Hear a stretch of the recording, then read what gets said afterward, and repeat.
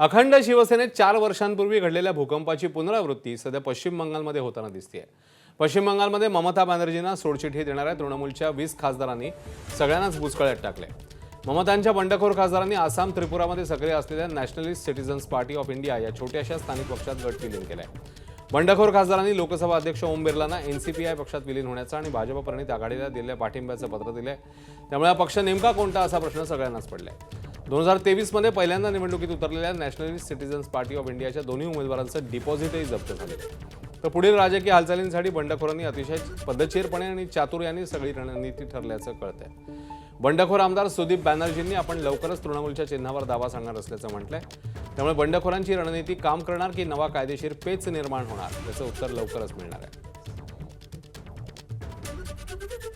बंडखोरांची राजकीय रणनीती काय आहे नेमकी बघूया. तृणमूल काँग्रेसचे 28 पैकी 20 आमदार फुटले. पक्षांतर बंदी कायद्यापासून वाचण्यासाठी तृणमूलचे बंडखोर एनसीपीआय मध्ये गेलेत. त्यामुळे पुढील राजकीय हालचालींकरता अवधी मिळणार आहे. 2/3 संख्याबळाच्या आधारे पक्षाचं नाव आणि चिन्हाकरता दावा करण्यात येणार आहे. तृणमूलच्या इतर खासदारांपासून वेगळं बसण्याची जागा द्यावी अशी बंडखोरांनी मागणी केली आहे. एनडीएला पाठिंबा दिल्यानं सत्ता पक्षासोबत बसण्याची जागा मिळण्याची शक्यता आहे. तर तृणमूल बंडखोरांच्या त्रिपुरातल्या पक्षप्रवेशावरून राऊतांनी टीका केली आहे. त्यावरून काँग्रेसची गुलामी करणाऱ्यांनी सल्ले देऊ नयेत असा टोला नवनाथ बन यांनी लगावला. 22 का 20 जे खासदार आहेत ते भाजपात जायला निघाले होते. त्यांना NCIP नावाच्या कुठल्या तरी एका पार्टीत अमित शहानी ढकलून दिलेलं आहे, विरुद्ध ढकलल्यासारखं. याच्यामुळे एक झाले पार्टी मर्ज झाल्यामुळे तृणमूल काँग्रेसवरचा त्यांचा दावा आणि चिन्हावरचा दावा हा संपलेला आहे. तुमच्या पक्षातले खासदार तुमच्यासोबत नाहीत, तुमच्या पक्षातले आमदार तुमच्यासोबत नाही आणि तुम्ही गुलामी कुणाची करतायत तर तुम्ही काँग्रेसची गुलामी करतायत. त्यामुळे तुमची काँग्रेसची गुलामी चालू राहू द्या. TMCचं काय करायचं, आमदारांनी कुठे जायचं, खासदारांनी कुठे जायचं याचा निर्णय तृणमूलचे खासदार घेत आहेत. त्यांना ते स्वातंत्र्य आहे. त्यामुळं तुम्ही त्यांची चिंता करू नका, तुम्ही तुमच्या पक्षाची चिंता करा.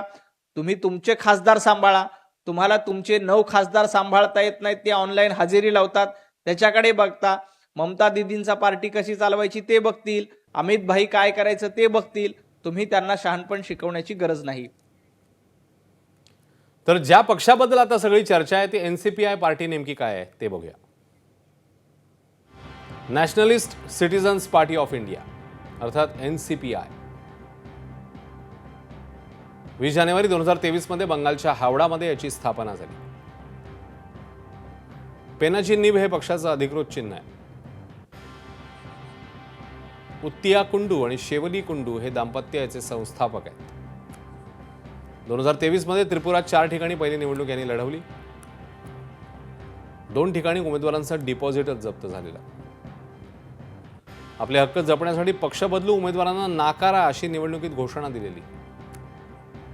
आणि तृणमूलचे 20 बंडखोर खासदार याच NCPI मध्ये सामील झाले.